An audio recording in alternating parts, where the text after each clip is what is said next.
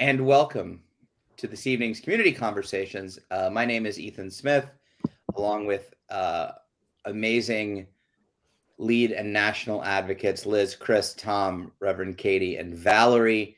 And we're going to dive into all of your questions and comments and things today. So as always, we'll give it a couple minutes for people to come in. If you're here, please let us know by saying hello and where you're from, or favorite color, favorite ice cream flavor, favorite movie, favorite sport coat of Chris's. I don't know.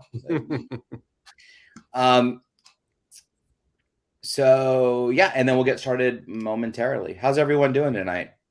It's OCD Awareness Week. I'm so excited.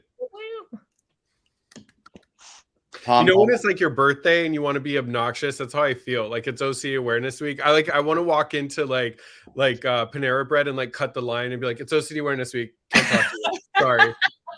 Just like cut to the front. I got a free dessert. Well, Chris, OCD Awareness Week. But my bigger question is that what you do on your birthday? Definitely not Panera. Somebody said that Panera Bread is like cafeteria hospital food, and I can never think differently of it ever again. But I just mean like you cut the line and you say, it's my birthday, and you cut in front of people. Oh, when it's my birthday, I'm like Paris Hilton. It's a month birthday or like a week.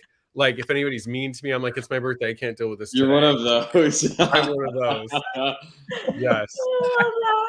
Absolutely. And hello, Amy, Nathan. Go ahead, Val. I just want to say the 49ers are 5-0. Oh, okay. Okay, so see, we're going to have a whole live stream about how much better Southern California is than Northern California, because Val is wrong. She's wrong. Sorry. Hello, little monsters, and Michelle, and Erica, and Jen, and Nathan, and Amy. If you're just joining us, we'll get started in just a few seconds, but please say hello. Let us know you're here, and let us know where you're from, because we always like to know where you're from. Sometimes we already know where you're from because you've been here. Other times you say something that's very surprising. We're like, wow, thank you for showing up at 3 a.m. We really appreciate it. Well, Nathan always shows up from Athens, Georgia, and I always get excited because I'm Greek that it's Athens, Greece, and I have to remind myself that there's another Athens. But I just want to make sure that Georgia, Athens, knows that it is not Greece, Athens. It's very different there. I mean, although it is the birthplace of REM, so that is pretty cool. Okay. It's UGA territory. It's cool over there. It is cool over there. And good eats. Anyway, let's get started. So let me get through some housework, homework, paperwork, housekeeping. That's what we say. All right, let me get through that. And so my name is Ethan Smith. I'm a national advocate for the IOCDF. This community conversation is intended to serve as educational content and is not intended to replace therapy. For treatment-related questions, please be sure to work with your local provider or contact a local clinician. The IOCDF is not a crisis hotline. If you're in a crisis or ever feeling suicidal or unsafe, please go to your local emergency room, call 911 or the 988 Suicide and Crisis Lifeline by dialing 988. Also, we're going to create a safe space and be kind and respectful to everyone. At the end of the day, we are all here to support one another. I know that this is being broadcast on several social media platforms and is being recorded, so keep that in mind as you leave comments and suggestions and ask questions and all of those things. Yes, Amy, Chris is a troublemaker for sure, but he's a damn good looking troublemaker. So we let him. Thank you. That's sure. With that, before we get started, I would like to turn this over to Reverend Katie for a brief moment. Yeah, thank you. Thank you, Ethan. You can just call me Katie too. That's okay. I always love folks to know. I always stick the Reverend on here because I want folks to know that people with OCD can, in fact, be ordained ministers. Like that's not mutually exclusive, but I'm very informal. So Katie's great too. And so glad to be here with everyone tonight, and just wanted to acknowledge that if you've been keeping an eye on the news, that it's a really challenging time right now, and wanted to just take a moment of silence before we get started to grieve the lives lost to the violence in the Middle East, and just to acknowledge that we are here, we are together, that we might not have all of the answers, but we can take this moment to reflect on peace and community. So I invite you into this moment of silence.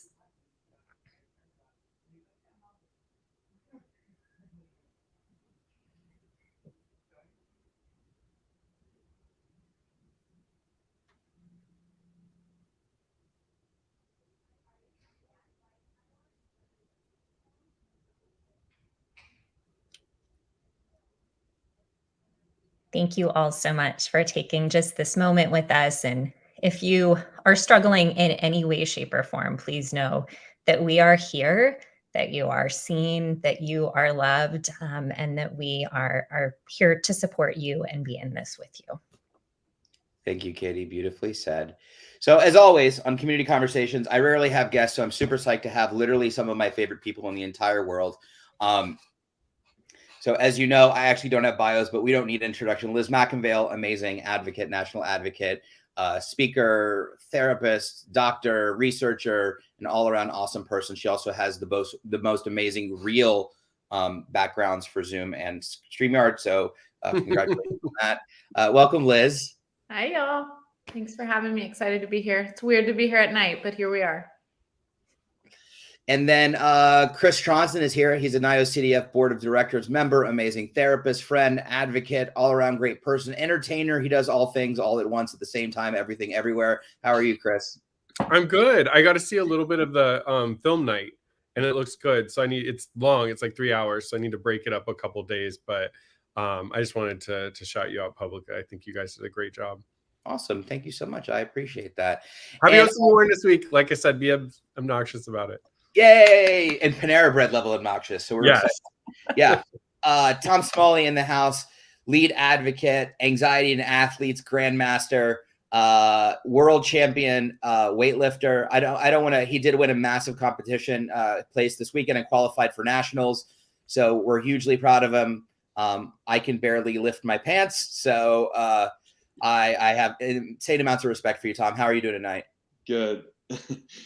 Thank you for having me. That's a very nice introduction. I am, in fact, not a world champion, just to make sure that doesn't get put out there on blast. But I did qualify for nationals, and I'm very excited, and I appreciate all of your support. Awesome. Way to go. And actually, it's worth mentioning, Tom, if you don't mind talking, what you'll be competing in nationals. I think it's really awesome. Yeah, definitely. So United States weightlifting recently created an adaptive category, and it's under whatever is. Oh my gosh, Liz has an adorable baby, and she steals the show. Awesome. But it's really just about any disability that's ADA under the ADA mandate, and OCD is obviously under the ADA, and so I'll be the first national level weightlifter competing in the adaptive category with OCD. That's awesome, Tom.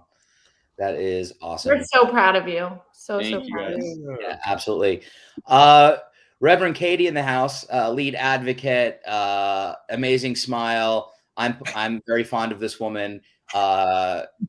Creator of all SIGs of all time, faith and mental health conference, and just all around amazing person. How are you tonight, Katie? What's been going on the last couple of weeks? Anything interesting? Anything new? We got married. You get married. Okay, cool. And you won an award today. I won an award today. Yeah. Thank you. It's still sitting. I'm not trying to be like braggy. It's sitting here from earlier, I swear, but I'm really excited. This was the Advocate Spirit Award, and I was so incredibly surprised and honored and still have all the feels. And it was hiding back here and was on a live stream that I did not know was to present me with the award that was hiding in my pillows. So if you go back and watch, I had all the feels and am so honored to advocate in this community beyond just any words that I have. It's like a real award too. It looks heavy. It is. It was heavy. It has like my name and it's all carved and stuff. I'm kind of nervous to drop it, which is why it's been sitting here all day until I'm done with clients and stuff. And then I'm going to put it somewhere official so I don't break it. If you look closely, you can kind of see where Chris's name is scratched out first and then put. I was asking Katie something. Come on. And last but not least, our beloved, awesome lead advocate, Miss Mabel Sparrows, Vintage Val. I mean, there's way too many titles to call her, but all around, she's just pure love to us, Valerie. How are you, Val? I'm good. Thank you. Hi, everybody. So let's take a moment to say, though, personally say that I support Israel and my Jewish family coming from a faith community. So that was important for me to share also. Thanks, Valerie. Thank you. Absolutely. So as always in community conversations, I love to have a conversation with you. So I always like to get it started with get it started by asking what's going on in your life, what's happening, where are you at, how are you feeling? Introduce the little one, please. Well, we can ask her first, but if she's unable to, maybe Liz can Grace, help. what's your name? What's your name? I love Ethan. This is Grace. Oh, she does love Ethan.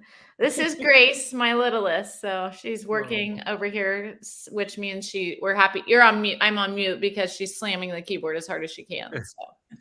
Is she the one that Tommy and I made a video of headbanging, or is that her sister?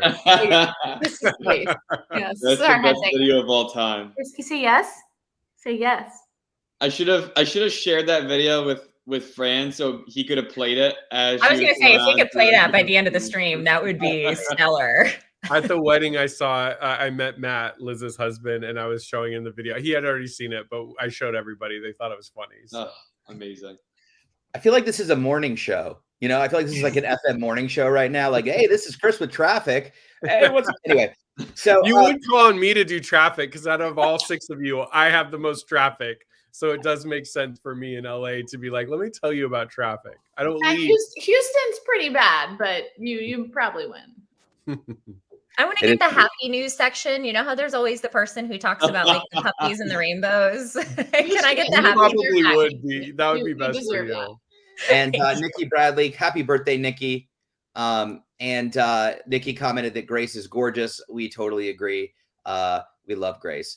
And with that, as I was saying, how are you all feeling? What's going on? We can definitely start. But Beth Kuchi, 7:12 p.m. moved in with my brother, terrified he's going to give me the virus. I was hiding for 3.5 years, didn't go anywhere.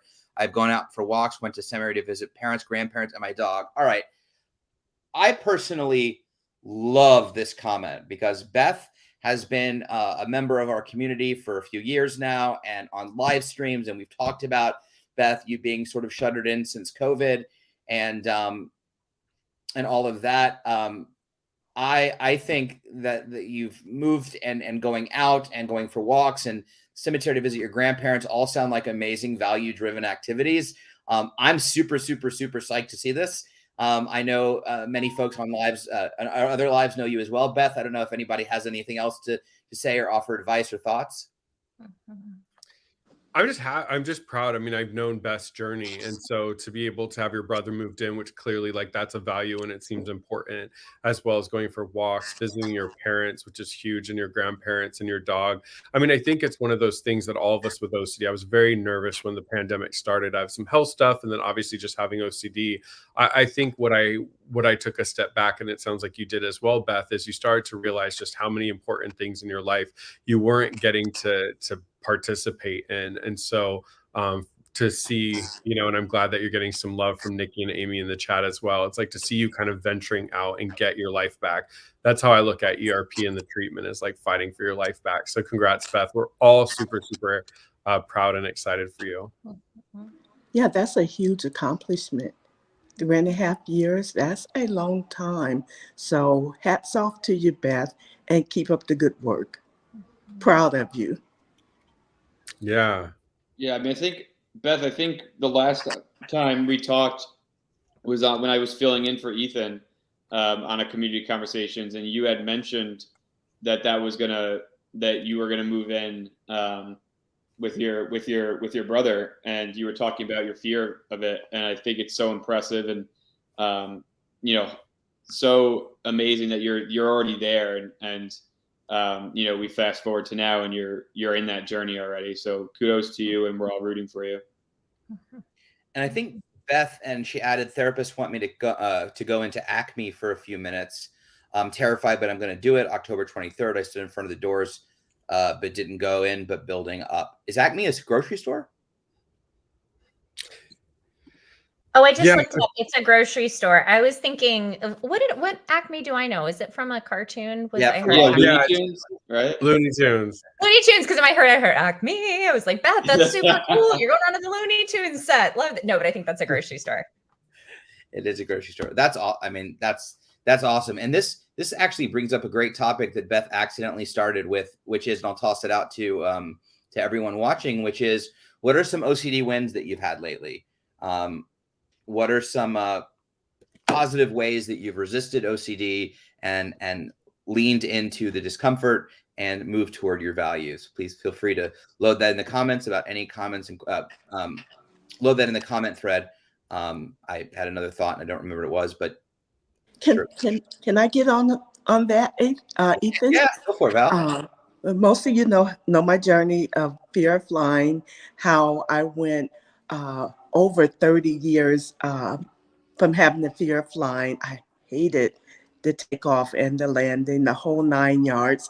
Anyhow, I've been working on it, and I'm so glad. I was mad at my husband first when I went to Ethan and Katie's wedding, because every time I fly, I request nonstop. But we had a layover, so that meant up 2 times, down 2 times.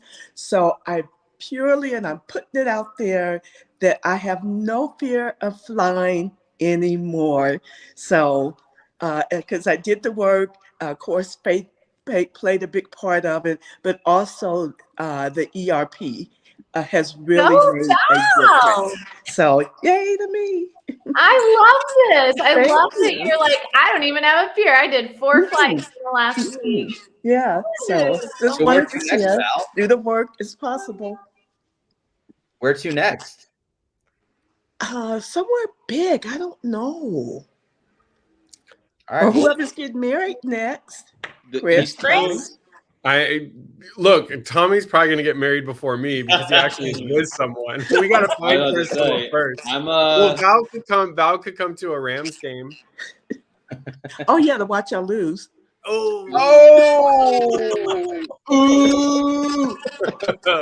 she's told you. No, but yes, Tommy's wedding's probably before mine. So, Chris, I'm just trying to. You wanted to catch the bouquet of mine so bad, and my aunt. Yes, I was gonna get married, but then her aunt pushed me and children out of the way to grab the bouquet and ruined my chances of getting married. So I blame Katie's aunt when I'm not getting married. Yeah. Can I say something real quick as a nerdy therapist? One thing that I'm so excited that Beth brought up for her recovery, and it's something that Liz and I have been like speaking about, and we'll speak about at next weekend's conference, is a lot of times when people are worried to do ERP, it can be done in steps. And so for Beth, just walking outside and standing in front of the grocery store was a huge win for her. That's an exposure. And it started to get her mind being open to the process of going in. Now she's going to be going in 13 days. So it's like treatment can be done in a systematic values way, as Beth is explaining, and look at her huge victory, as well as with you, Val. You know, you had a value of why you wanted to go to a wedding. For us, it's really hard to get nonstop on the West Coast to the East Coast, and you did it. And now look at you, you're at a great place with it.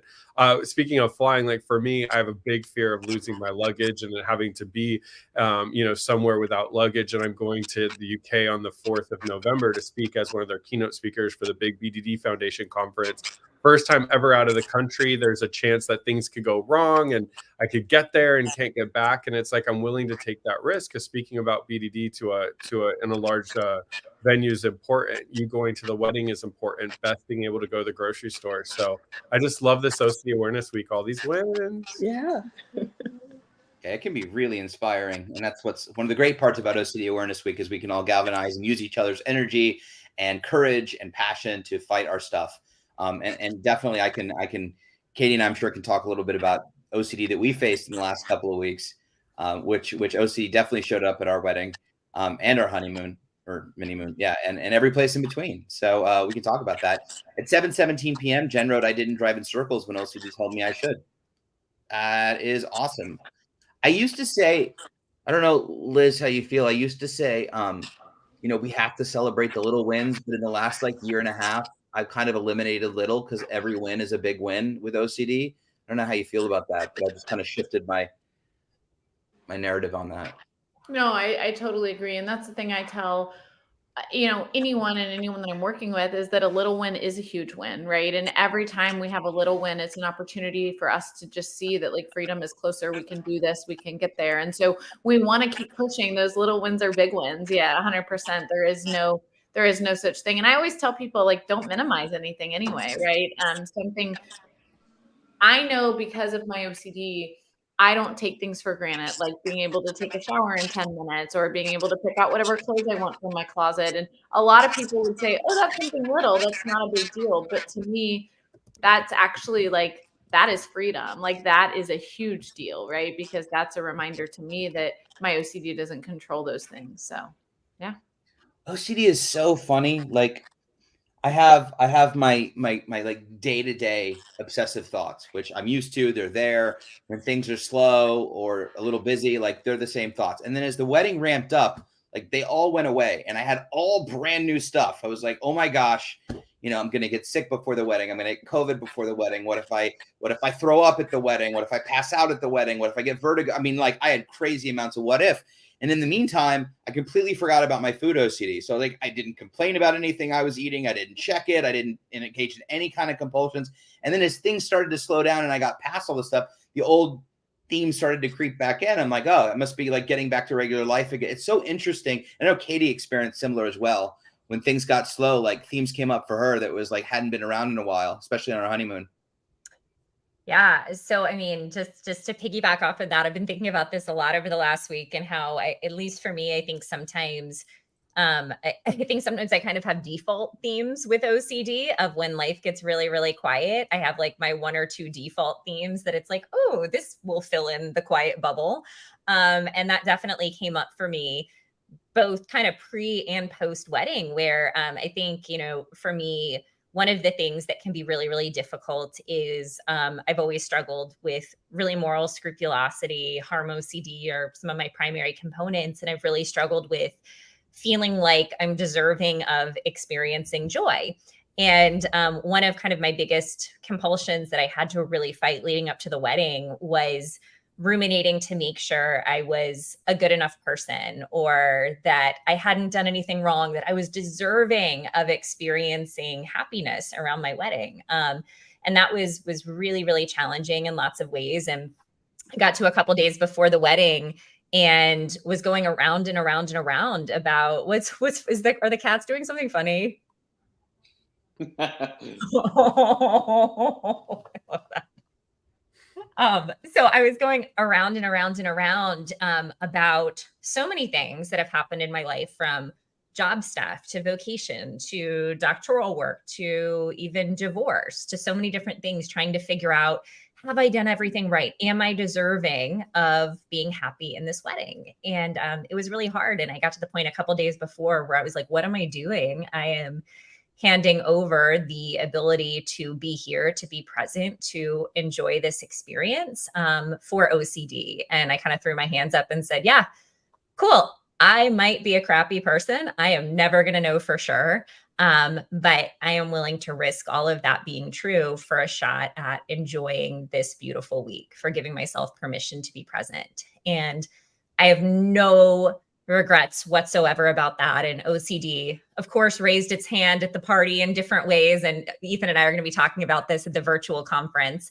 But I think the most beautiful thing was continuing to come back to, for me, this idea that I would rather risk being all the scary things that my OCD says that I am than give up my wedding to OCD, than give up this chance to be present. And that was a pretty beautiful thing. I actually met Katie on horriblepersonlove.com. It's a dating site where you can meet morally ambiguous people, and it was just, I don't know, it's something about her dislike of everything just melted my heart. But it's funny how, like, when you have those spaces, because it was like then through wedding, and then we got on our honeymoon, and stuff that hadn't come up for me in forever. And some of y'all know, we talk about this a lot on streams, when you go on vacation or on weekends or when you have time off, that it can be really, really difficult when you're not in your routine. And I had stuff pop up for me around being an imposter, around not being qualified, around, am I really good enough to be doing my doctorate? Does everyone hate me? I mean, stuff like that I was asking Ethan on our honeymoon, that he's like, whoa, no compulsing on our honeymoon, and really having to make an effort to come back to the moment, even out of routine. Absolutely. So I just want to say, at Beth Kuchi at 7:7 wrote, I was so afraid I was going to go back to washing my hands like it was in 2020, but I haven't. I cannot go back to that. No way.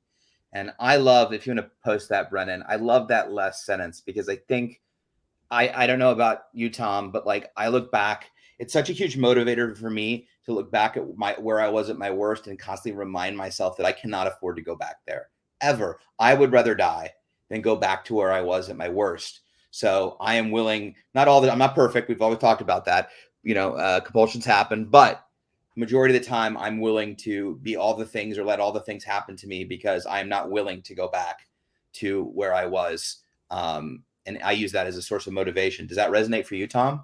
Yeah, definitely. I think, especially with ERP, I think it's shown us, and it's shown, I know you guys can probably speak this as well, as it's shown me how much life I can get back, and how manageable life is if I do the ERP and I keep up with my maintenance work and treatment, that I'd never want to lose that time again, like I did, 10 years ago, 9 years ago, because I almost lost all of it. Right. So I think knowing once you get that little bit of time back and then start realizing, oh, I can get even more back, I can get more of my life back and do the things I want to do.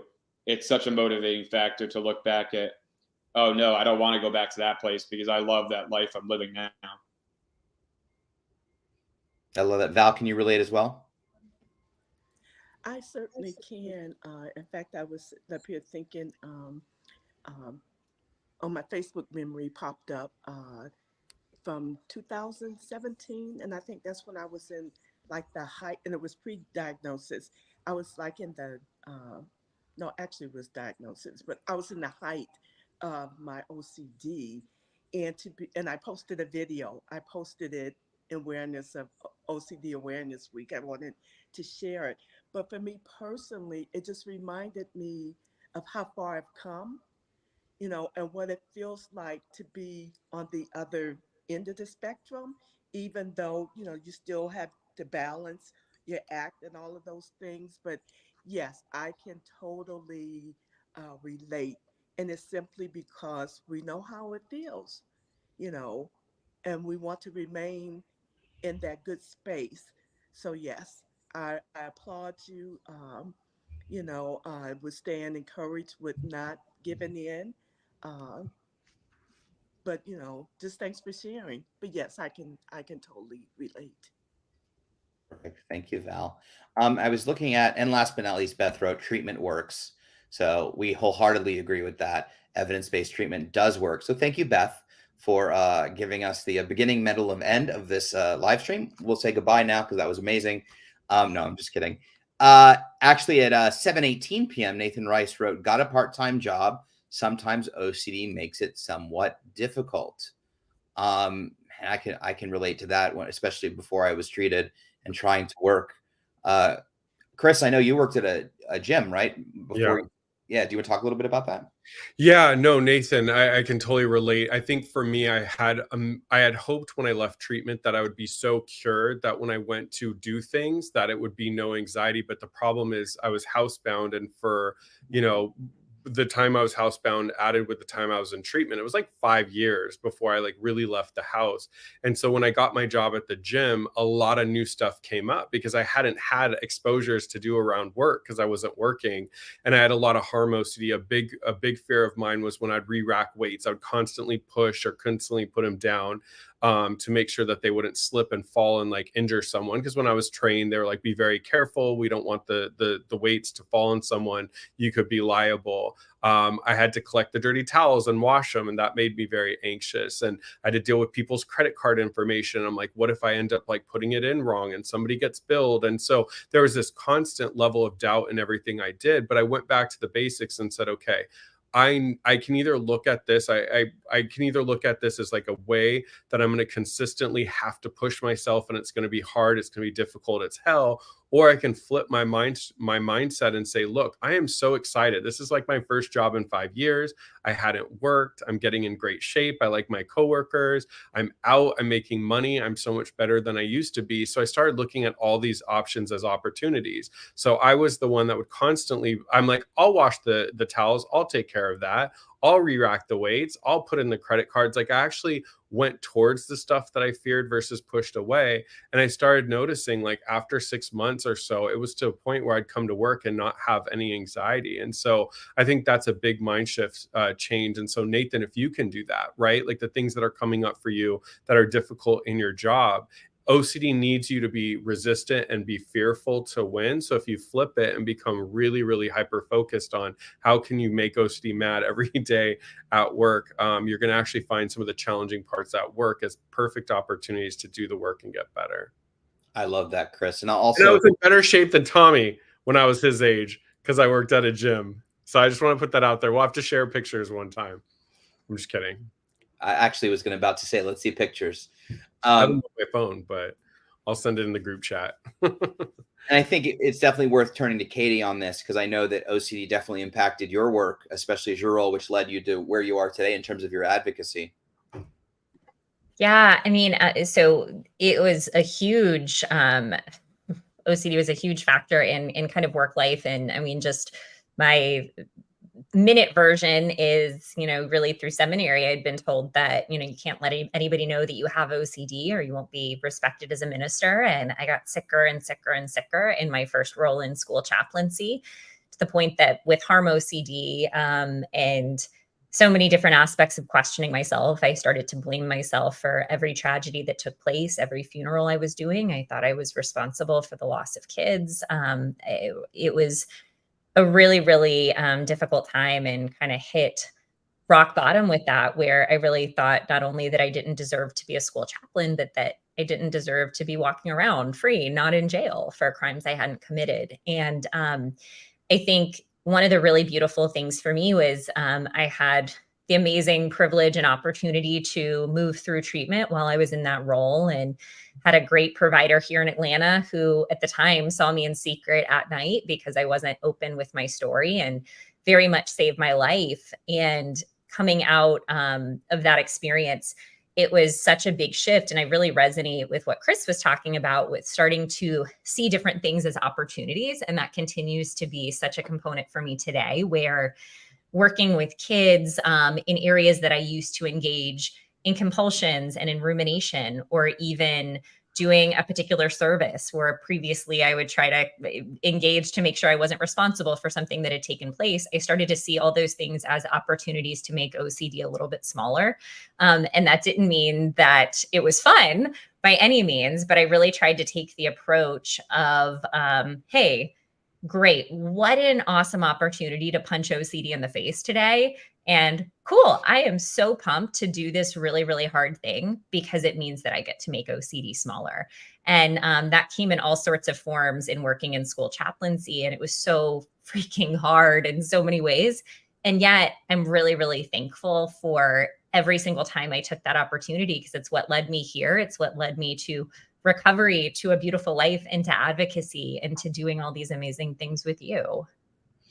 If I could add something real quick, Ethan, one thing that I didn't talk about, because I want, I think it was Nathan who originally asked the question, there's going to be some speed bumps too. It didn't always go smooth. One thing that actually happened for me is my psychiatrist had me switch medication at the time, which made some of my symptoms come back up, which made me really, really tired.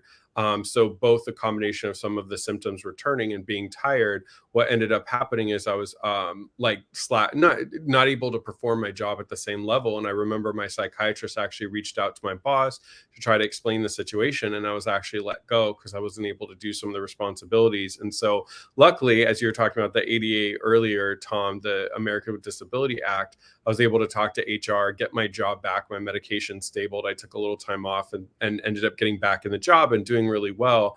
But what I tell everybody is there's going to be ups and downs, whether it's going back to work, moving in with someone like Beth was talking about, going back to school. So I also don't want people to only think it's uphill. There's going to be some dips, and that's okay. Trusting yourself to land on your feet, adjust, and do well.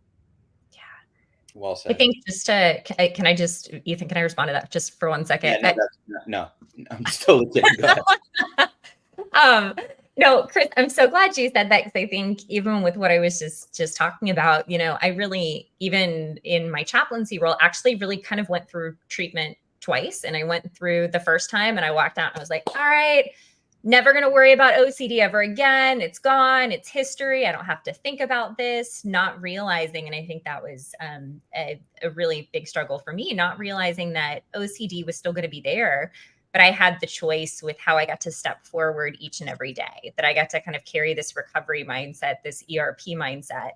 And I relapsed pretty intensely, thinking that it was gone forever, and hit a period of trauma and loss with kids where OCD reared its head.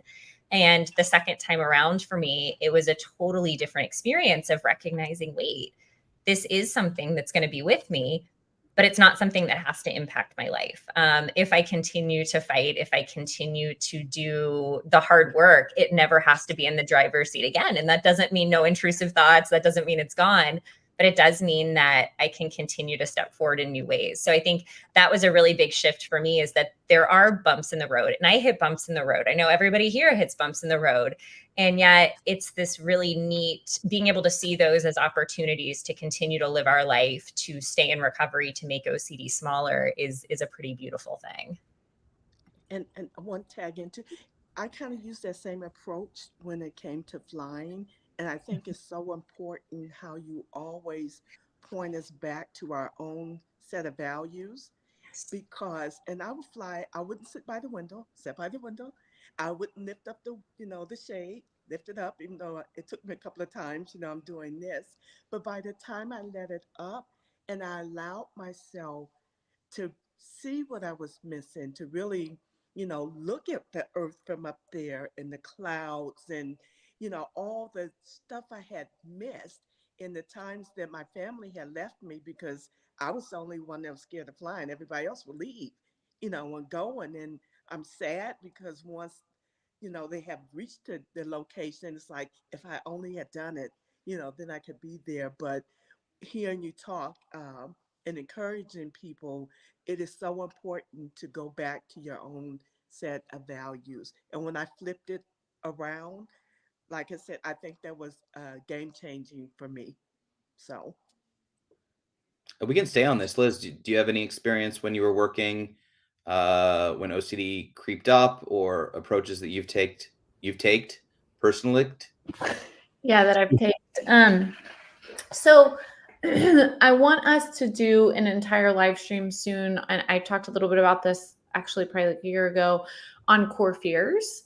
And I think it's really important for us to spend a lot of time talking about it, because what I found is that when I wasn't addressing my core fears, my OCD was just shifting and moving to anything. It didn't matter if it was work, if it was life, if it was wedding, honeymoon, whatever, like it would move and it would shift. And what I had to learn is that there was these core fears, these things at the core that I really had to address and get to. And that when I did, that actually got me to a place where OCD doesn't really stand a chance to stick. It doesn't mean it might not try to be sticky sometimes, or it doesn't mean it might not get loud, but I actually have the tools to not listen to it, right? To like turn that noise totally off and to be able to move forward, because I did my core fear work.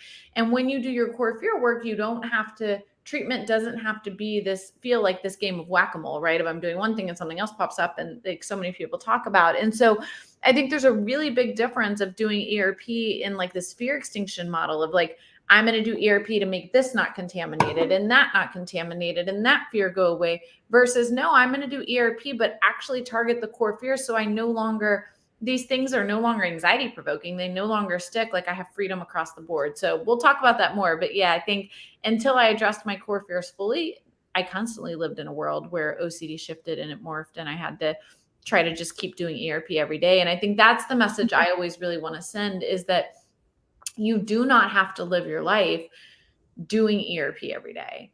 If you feel like life with OCD means like, oh, we just are like every day I'm having to do ERP and it's hard, you're surviving with ERP. You haven't gotten to freedom with ERP. Freedom with ERP is like, ERP as a lifestyle means you live life. You're doing whatever you want. Not, oh, I'm having to do ERP every day. No, I'm getting to live life every day. And like, that is my ERP, but it doesn't look like ERP because it just looks like life. And so I want to be really clear that I hope everyone can get there, and we'll do a lot more talking about core fears. Jen and others, I see you feel like that would be useful.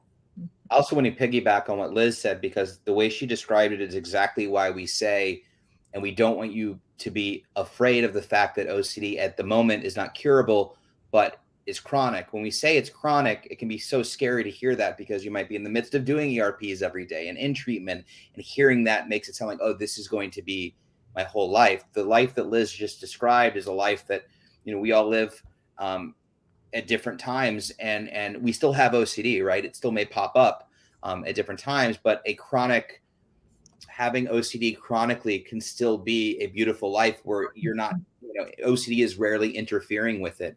And so, you know, yes, technically there's no cure, but I've always said, you know, if this is what no cure looks like for me, I will take it every day over where I was, and happily so. So I thought you described that really beautifully, Liz.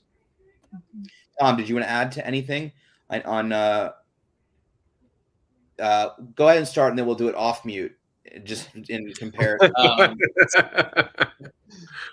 Obviously, I've had some experiences, you know, working with OCD, you know, having been discriminated against and bullied because of my OCD. But I think what like everything you guys said is very spot on. And I think it's about using your resources. I thought Chris's example was really great. Just knowing that there's resources out there, and then also that what ERP does is, you know, what, like Ethan and Liz were saying, is it's not to make life tolerable. It's supposed to free you of your OCD and give your life back. So until you get to that point, don't even past that point, don't give up on ERP, because it really is effective. Well said, Tom. I want to get to some other comments. Amy Ellickson at 7:18 p.m. wrote, something triggered my OCD the other day, so I immediately went and did one of the things that tries to defeat me. I beat the OCD attempt. And that's awesome, because really a path to wellness and recovery is just a consistent multiple attempts at defeating OCD over time, more times than less.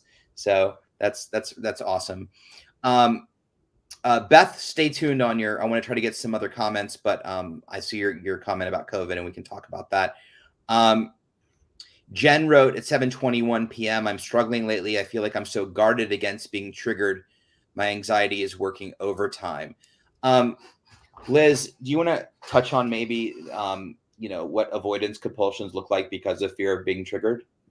Yeah. So remember, right, what we want to be thinking about across the board is what messages are we sending to our anxiety and OCD, right? Are we sending a message of like, bring it on, I'm not afraid of you, in which it kind of backs down? Or are we sending a message of like, oh, I'm afraid of you and I don't know that I could handle you, and therefore it rears up, right? What is the message we're sending? And so when we are on the defense and we're kind of like, oh, I just hope I don't have to have this trigger, or I want to avoid these places, or I don't want to have to confront this content, or I don't want to have to hear about that, or I don't want to have to think about that.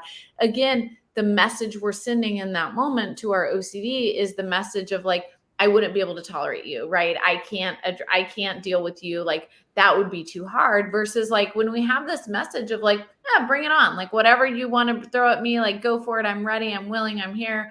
I can handle any of it. It doesn't have that much to throw. And when it does, it can't really stick, because again, like you're in a space to address it, right? To approach it, to fight it, I guess would be the right word in different ways. And so I want us to be really thoughtful of that. I also want us to remember that when we're feeling overwhelmed, vulnerable, right, in general in life, right? Ethan and Katie just talked about some triggers they've had. Like, yeah, they had a wedding, right? There was a lot of upcoming stress and a big life event. Like, it made sense. I could have, not that it would have been rocket scientist, right? But I could have told them like, yeah, OCD is going to try to be really loud over the next couple of weeks. And after the wedding, it's a new stress and it's different and it feels weird. And you've like had this event that's gone and now you're like coming off of it. And then OCD wants to come in there. And so we see that. And when we find that we're almost like guarded because we're overwhelmed, that's when OCD looks at it as a bigger chance to attack. And so that's when we have to have even more of a mind frame of like, you know what? It's going to throw all that, like Katie said, like she got to a place of like, you know what, like you're going to keep trying, and who knows if I'm going to figure this out, but like, I'm going to go enjoy my wedding and I'm going to go be present regardless. And you can come along with me, right? When you kind of like invite the anxiety and distress, like, yeah, come on, I'm not afraid of you, like versus I can't have you, I won't be able to enjoy that event. Guess what? That's going to be louder, right? It's going to be more triggering, more anxiety provoking. And so I just want us to really be thoughtful about what is the message we're sending to ourselves around our anxiety and around our OCD? But if we find that we're guarding ourselves because we don't want to get triggered, what we're actually kind of doing subconsciously is setting up an environment to be more triggered, right? Because that's when OCD knows, oh, you already don't want me. I'm going to even, I'm going to be louder right now. Well said. And anybody else have thoughts? What I want to add, I mean, Liz covered it masterfully. And when people say the word trigger, we have to remember what is a trigger. So when I was afraid of harming my grandma, my trigger was my grandma. I have to stop looking at it as the lens of like, this is this bad thing I need to avoid to be safe. No, it is a woman I love, and my OCD is telling me that being around her is dangerous because I can't trust myself around her. So I think when sometimes people get so stuck on like trigger, exposure, and start to turn it into this treatment-based thing, it does sometimes feel like, ugh. But when you kind of take the cap off of it and really look at what it is, and exposure is like simply getting back to norm, right? Getting back to the way that you lived life before your brain told you that thing was dangerous. And then the trigger is typically something like your cousin, or going to a restaurant, or going to a theme park, or spending time with a family member. So if you can put it in the mind frame of like, hey, whatever I'm avoiding is something other people enjoy and I enjoyed at one point, it doesn't seem as scary. So that's how I like people to have that headspace around it. I love that. I swear to God, I used to think it was me because you just reminded me of like when I would watch, and I've said this a few times, so I apologize but when I watched Wheel of Fortune with my grandmother, like in my 20s, and people would win trips, and I would think that was the worst thing ever because I was scared to leave my parents and I was scared to travel. So somebody would win a trip to Greece and be freaking out and they couldn't believe, and I would be like, oh my God, that's awful. Who would want that? But I didn't even equate, like, to your point, it's like the things that other people love. But in my mind, it was like, I assumed that was me. I didn't realize that that was even OCD at the time. I just knew that that was something I was scared of. So. And if I could piggyback off your statement, it's like, that's what I hate what OCD does to people. Because if you never got treatment, like you'd go your whole life thinking like, oh, I'm just somebody that doesn't want to travel. It's like, no, travel is important to you now. And that's what I see. And what makes me sad is like when I have clients that won't go to school because of all the triggers at school, they're like, I'm just somebody that would do better at homeschool. And I'm like, you seem fun. You seem like you want friends. You want to play a sports team. You want to do all these things. Look, if you and your family have gone down the path of homeschooling because that's values-based, great. I'm never going to tell people how to live their life. But you seem like somebody that used to thrive in school and love it. But now you're kind of convincing yourself you don't love it anymore because it makes you feel safe. So for you and all the travel you do, Ethan, I'm glad that you were able to recognize like that wasn't an Ethan belief. That was the OCD and you wanted that back. Yeah, for sure. Thank you. Michelle Carroll at 7:22 p.m. I'm a new grandma. Congratulations, Michelle. And although OCD has appeared, I am enjoying the heck out of our new baby, which is awesome. Nikki Bradley, I love this quote, Amy, who wrote at 7:24 p.m. and we should post this. You don't have to pass a test to be eligible for happiness, which I love that. And I'll just say thank you so much for saying that. And I think that was in the context of, what we were talking about before. And I love everything that we've been talking about, where I think for me, the biggest life exposure and probably now the most fun life exposure has been giving myself permission to experience life, to be present and experience joy without trying to prove that I'm somehow deserving of that. And just living. And I love going back to what Liz was saying as well, of it's not every day, okay, I'm going to do this exposure. Okay, I'm going to do this exposure. It's the exposure is living and giving myself permission to go out and live my life without trying to prove that it's okay. It's just doing it. And it's so, it can be hard and it can be scary. And it can also be the most beautiful thing in the whole world. Absolutely. Thank you. I'm going to give a shout out to Nikki Bradley at 7:24 p.m. I also read that you just turned, I think you had a birthday recently, so happy birthday. Nikki wrote at 7:24 p.m. I've had to completely overcome my fears around the house recently as I've been trying to clear 34 years of hoarded stuff. I have no choice. I have to get out of my house. I may have a few more months, as I call it, accidental ERP. I definitely wouldn't have chosen to do this, but I am getting there. And just, it's powerful when life forces your hand. And you sort of have to create, and in my case with treatment, they created a situation for life to force its hand on me. And that was the catalyst for me to be able to make the shift and change. So I relate to that a lot. It's definitely not easy, but we're always glad to see you. When we come to Dublin, we're going to come visit. And so, so we're excited, and that's awesome. So thank you so much for sharing that, Nikki. I know we're coming up on 10 minutes. I wanted to get to Brooke's post at 7:31 p.m. because there's some good nuggets here to talk about. So Brooke at 7:31 p.m. wrote, significant setback, used old negative behaviors, and now feeling hopeless that I can get back to where I was. Rough few weeks using my advocacy to try to keep me somewhat accountable. I so relate to this, and I'm sure we all do. Tom, I would love for you to kind of get started on your thoughts on Brooke's comment. Yeah, first off, Brooke, we love you, and we're so proud of you, and we're so happy to have you as an IOCDF advocate. I mean, I think there was a time where I struggled with that. I think sometimes I actually, when I was going through a rough patch, I would actually stop advocating because I felt like I didn't deserve that opportunity. But what I realized really was that the best part about advocacy is that you don't have to be healed to advocate, right? You can be your authentic self, and oftentimes that's really what people need while they're suffering alone and feeling alone, is someone like you, Brooke, that's going through a rough few weeks. People here that are hearing that are going to resonate with that. So by you saying that, you're bringing in advocacy and you're helping people right here now. Well said, Tom. Valerie, what are your thoughts? I was thinking the same thing as Tom. You will never know how many people you're helping simply by being transparent, even on this live, and it takes so much courage. I thank you personally because, like I say, we all will have our ups and downs. That's just part of the disorder, but it's encouraging to see that you're using the tools and you're fighting. And my biggest support has always been my OCD community.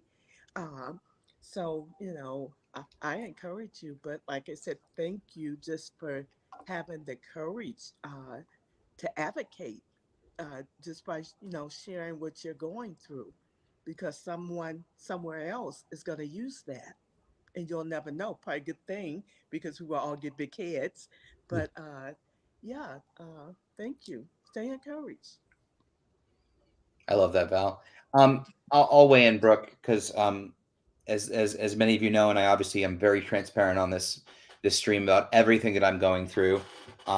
There's definitely, with my vertigo over 2 months ago and things like that, my OCD was raging before the wedding. And I think that the first thing I will say, and echo everybody's sentiments here so far that has spoken on this, is the other piece is self-compassion, self-compassion, self-compassion, right? Because we can beat ourselves up all day long about using old negative behaviors. We are human. We are fallible. It is okay.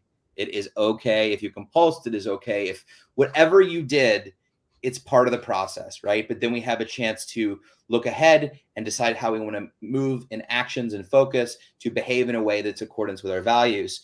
And we may not be perfect at that, but making small steps toward that is ultimately the way to go. I personally think, and I could be wrong, and obviously we have two clinicians on the stream tonight, so they can correct me. But I will say this: I am horrible at estimating how close I am to relapse. I'm terrible at it because there's so many times where I will turn to Katie and be like, "Oh my God, this is the worst I've been in X amount of time. I don't want to go back to the way I was before."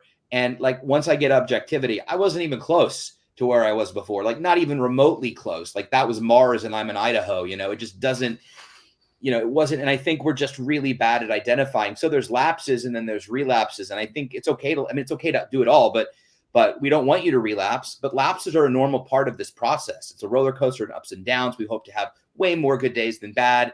But just like any other illness, whether it's diabetes or MS, it flares. You could be doing everything right and it can just get loud and you could be at a place where you give in. And that's just part of this process. But recognizing what those lapses are, being willing to acknowledge that that's part of the disorder, that's part of the disease, that's the behavior.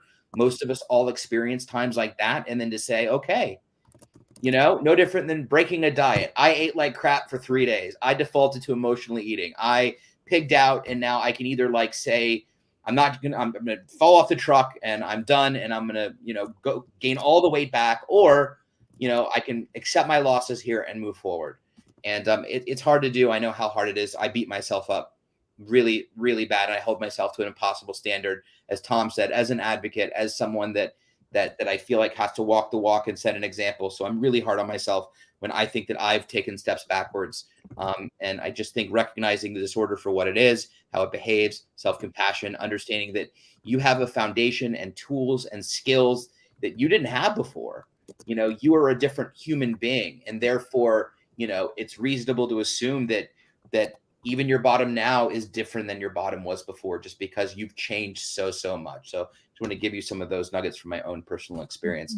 I know we're out of time. I don't know if Liz, Chris, or Liz, Chris, or Katie want to weigh in on this as well. Well, I just want to respond specifically to what you were saying with, it's so interesting because I hear this a lot from you of, oh, how close am I to a relapse? And I want to highlight what Amy just said in the chat. If you can't go back to square one unless someone deletes your memory banks, I think that's such a beautiful thing, because OCD always makes it feel like we're back at square one. And Ethan, I'll say, as someone watching you hit every possible trigger before a wedding, including vertigo that put you in bed for a month, and fear of like actual doctors saying you could have a brain tumor and you needing to get, you've navigated that so beautifully. And I know it's so easy to be hard on yourself and to say, OCD popped up in these different areas. But you've been such an inspiration to me watching you navigate, and the compassion that you talk about. I know you talk about self-compassion, and I know for all of us, we can talk about it. It's a lot harder in practice than when we actually say it. But I want you, Ethan, to hear on this stream that you are so deserving of that. And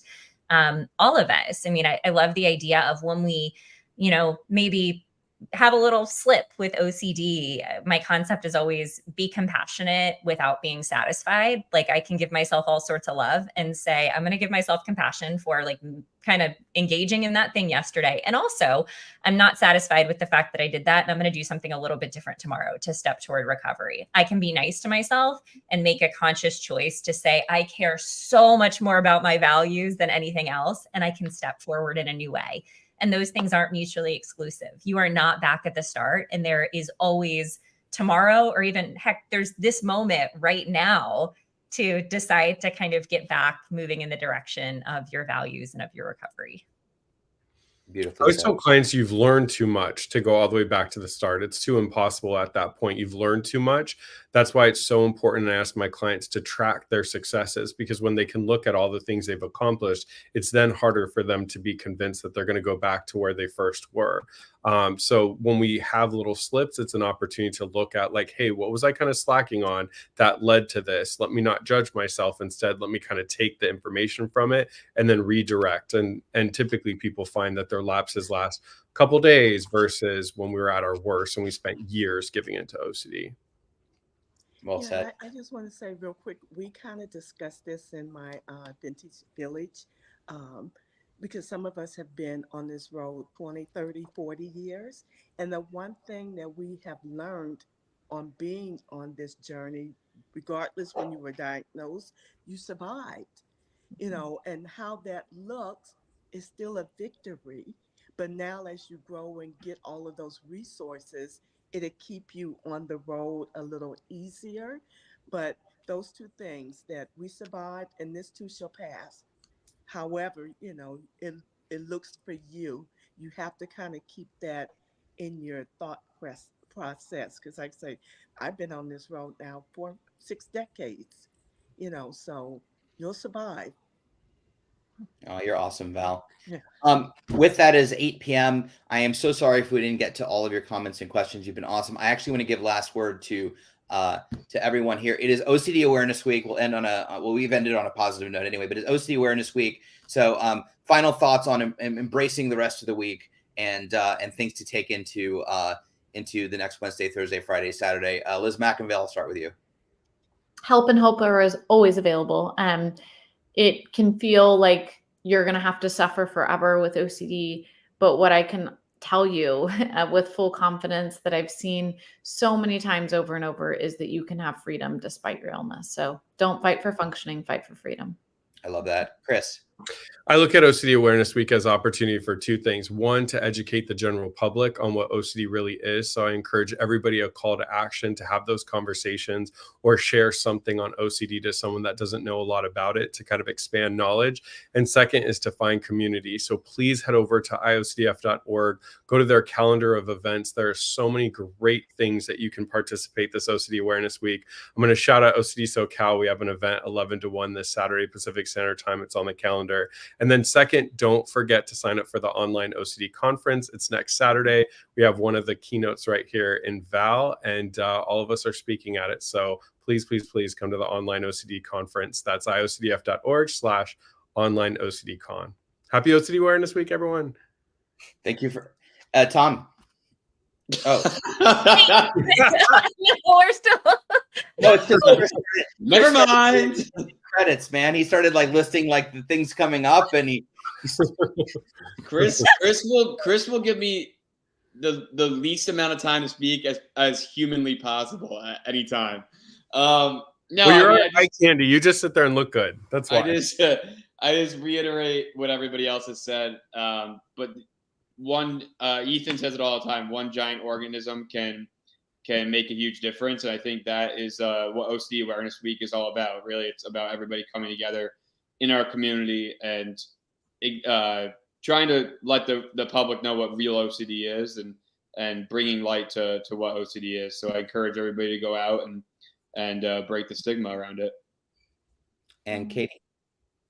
Yeah, just that it is possible to have a diagnosis of OCD and live a big, beautiful, awesome life filled with joy and presence.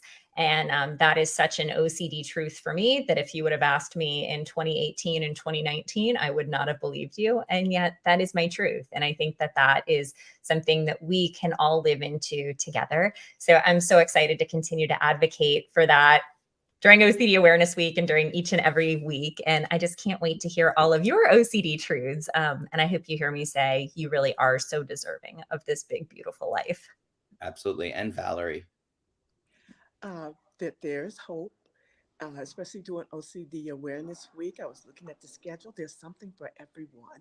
So you can't go wrong by not finding yourself in a community that's supporting you, especially this week. So take advantage of it. You know, it's hope. We're community, and we're a community that love each other. So beautifully said, family. Beautifully said. With that, I want to thank everyone. I think Liz, Chris, Tom, Katie, and did you have something to add, Liz? Yeah, I want your message of hope. Oh yeah. Oh. I was going to say I love OCD Awareness Week because we make Chris eat 7-Eleven sushi and video it, and we have that. Still have heartburn all these years later. Liz always puts me on the spot. You know what? I obviously echo everyone's sentiments. I just want everybody to have lots of self-compassion with themselves, understand that this is a marathon, not a sprint.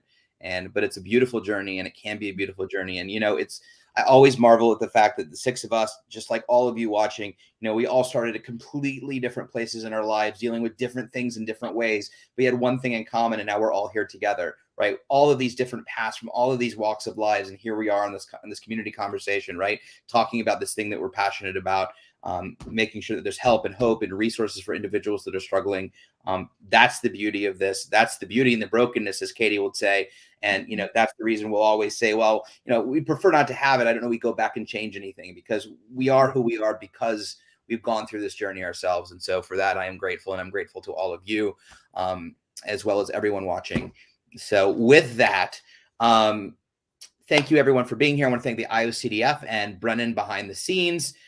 Just some quick announcements. As everyone said, I have less announcements because Chris announced 2 of them. But quickly, tomorrow, 12 to 1 p.m.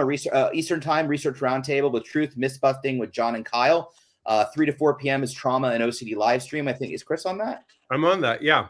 Okay, with Allegra Bronwyn and with Alex Reynolds. Amazing. And then 7 to 7:30, we have an Instagram Live, day 4 meetup. So when Chris said we have a lot going on, we have a lot going on. Also, and you can check out as we can put up the graphic. You can join us. You can check out iocdf.org/OCD week for the entire OCD Awareness Week schedule. Also, online OCD conference is open for registration. You can visit iocdf.org/online OCD con to register.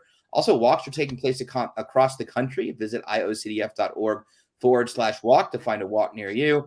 Obviously, subscribe and follow on all social media channels so you get notified when we pop up, so you can hear us talk and you can weigh in and all the things. If you have any questions, comments, concerns, need anything at all, you can email the IOCDF at info@iocdf.org. And of course, you can visit the website at iocdf.org. No / on that one required. You can just go straight to the .com on that.